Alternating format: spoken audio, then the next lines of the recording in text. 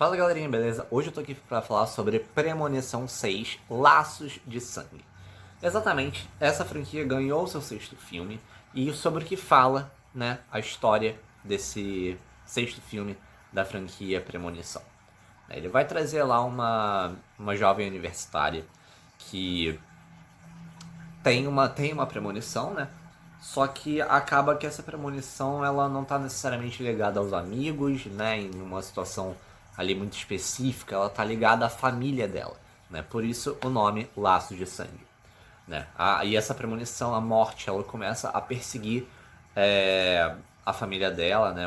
Os pais, os tios, os primos, e todo mundo ali começa a ficar em perigo e ela é em busca de uma solução, né, para tentar salvar todo mundo ali da morte iminente, né, como acontece em todo filme de premonição, né. Mas eu achei uma pegada um pouco diferente desse filme, achei a escolha, né, narrativa um pouco diferente, de certa forma, não vou dizer ousada, né, tá, porque faz sentido, tá, o que eles adotam aqui, o que eles abordam pra esse filme.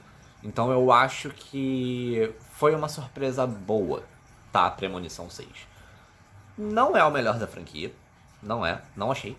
Mas eu achei um bom filme, tá? Apesar de todos os defeitos que esse filme tem, ele também tem muitas qualidades, né? Mas são propostas diferentes. Esse filme de Premonição 6, ele tem uma proposta diferente dos seus filmes anteriores, porque nos filmes anteriores, em todos eles, você tem o seu protagonista e que ele vai se encontrar em uma situação em que ele vai de fato, né, rodar. Ele vai rodar. E aí ele volta, consegue driblar aquilo ali de alguma maneira, salvar algumas pessoas no meio do caminho, e essas pessoas todas vão morrendo um a um na ordem que era pra morrer. Isso acontece em todo o filme, não é spoiler, tá? Né? E nesse filme essa questão ela acontece de um jeito um pouco diferente, mas que faz igualmente sentido dentro da proposta. Eu não vou explicar o que, eu não quero dar os detalhes aqui. Não que seja se eu falasse, não que seja um spoiler absurdo, mas eu acho interessante vocês terem essa experiência por si só, né? Mas a história ela é só isso, né? Aquele beabá, né, de premonição básico, ele sempre tá aqui. E eu sei que vocês podem falar, tipo, ai, mas Arthur, você demorou pra assistir Premonição 6, meu Deus. Demorei mesmo, admito. Mas assisti e tô trazendo agora o vídeo. Sobre os personagens, né? Os protagonistas, os coadjuvantes. Eu não acho que tenha ninguém ali que consiga ser de fato marcante, né? Como em vários filmes do gênero, né? Eu acho que sempre tem aqueles personagens, um ou outro ali, que se destacam um pouco mais, mas nesse filme eu acho que nem isso. Eu acho que o foco desse filme ele tá muito mais em chocar com as mortes, né? Com as cenas, né, que tem, que são até bem boas, tá? As cenas aqui dos finais de cada personagem, né, que tem ali, eu acho que elas são criativas, eu acho que elas são inteligentes até certo ponto, porque elas conversam bem com o texto que é montado aqui. Algumas elas acontecem de maneira que me irrita também, por outro lado, né? Porque em todo filme desse gênero você tem aquele personagem que você olha pra alguma atitude dele e você fala, cara, pelo amor de Deus, não faz isso. Ele vai lá e faz. E você sabe que não vai dar certo. Então tem algumas atitudes dessas que ainda me dão raiva, né? Tá no sexto filme da franquia, mas são atitudes que ainda me dão raiva, ainda me incomodam, porque ai, são atitudes idiotas que você sabe que não precisava. Sabe que não precisava, e você sabe que aquilo ali só vai acontecer, aquela atitude só vai ser tomada porque alguma coisa ali precisa acontecer, então é por pura conveniência de roteiro para encaixar tudo que eles querem encaixar.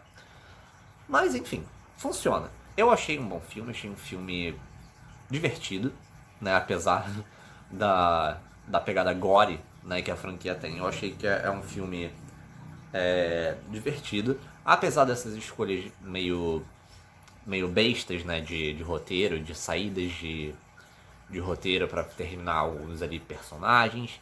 Eu acho que é um filme divertido, né? Acho que não tem, como eu falei, nomes interessantes aqui de destaque no filme, mas eu acho que os finais de cada um deles compensam. Alguns, a maioria, tá? Mas sobre esse filme, eu acho que ele abre até portas para o futuro da franquia, sabe? Porque mostra que a gente não precisa ficar naquela mesmice que os 5 primeiros filmes ficavam. Tanto que uma reclamação, né, que eu vejo é que a qualidade veio caindo, né, conforme o passar dos filmes, mas eu não acho necessariamente que seja única e exclusivamente por causa da qualidade. Eu acho que era exatamente essa falta de ousadia, essa falta de inovação dentro da franquia, dentro do que a franquia tem para explorar e apresentar. E eu acho que esse sexto filme consegue trazer esse atributo muito bem, muito mais forte do que a gente via tentando trazer, né, em filmes anteriores dentro dessa franquia.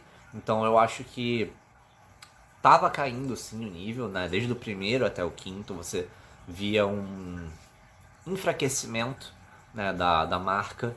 Mas eu acho que esse sexto filme ele trouxe um fôlego diferente, tá? Como eu falei, ele não é, eu acho, o melhor da franquia, mas ele mostrou que esse filme ainda tá vivo, que ainda há histórias que podem ser contadas dentro desse meio.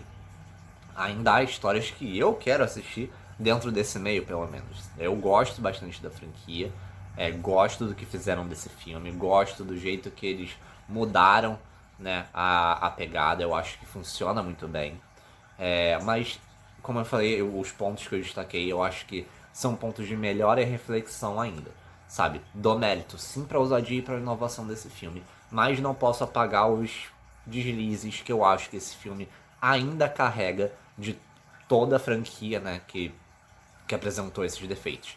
Como eu falei, personagens, eles precisam ser um pouco mais marcantes, eles precisam ser um pouco menos escrachados verbalmente, que eu digo. Porque sempre a gente tem aquela mesma explicação de como as coisas acontecem em todo filme. Então, a gente já sabe. É que nem, por exemplo, quando a gente vai assistir o novo filme do Homem-Aranha, por exemplo, do Tom Holland. Não foi um filme de origem, a gente já sabe como é a origem dele, a gente já entende esse ponto.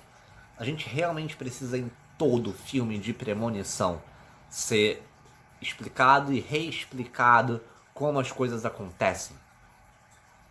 Eu entendo que ali, né, sempre um núcleo diferente de personagens, então eles têm que entender a situação ali, mas eu acho que é uma armadilha que pode tentar ser evitada no futuro. Pra gente não cair nessa mesmice de sempre, sabe? Poupa ali algum tempo do filme, dá um pouco mais de fôlego pra você construir as suas saídas, os seus finais de personagens de uma maneira um pouco mais inteligente, um pouco menos preguiçosa, talvez, sabe? Porque alguns finais eles são bem simples, sabe? Bem esquecíveis. Outros você consegue perceber que eles têm um trabalho não só de efeitos, sabe? Efeitos visuais, mas de maquiagem também. Mas de construção de roteiro mesmo, que eu digo. Você consegue perceber que há partes e partes do filme fragmentadas nesse sentido. Partes que foram feitas um pouco mais às pressas e convenientemente para encaixar as coisas, e partes que tiveram um pedaço, né, da atenção mais dedicado. Né? Então eu acho que você optar por alternativas dentro do filme que vão te dar essa possibilidade de trabalhar de maneira mais uniforme, mais consistente e mais inteligente, né, como um todo, dentro dos seus finais de personagens, você vai ter um filme de premonição que vai acabar com todos os outros, sabe? Mas eu acho que há escolhas melhores aqui. Eu acho que, como eu falei, os personagens eles precisam ter um pouco mais de autenticidade nesse sentido. Até ligado a essa questão que todo personagem está ali sempre se reexplicando, acaba que todos os personagens vão ser, entre aspas, aqui iguais, né? Porque você vai ter sempre aquelas figuras ali só mudando o rosto. Mas as personalidades, elas vão sempre ser as mesmas, basicamente. Falta o diferencial de um personagem que a gente consiga se engajar, que a gente consiga se importar. Porque, no fundo, a gente não se importa com o que eles têm ali. Tipo, tá, eles estão numa lista e eles vão rodar, beleza. Mas, tá, ok. É um filme, tipo, cadê a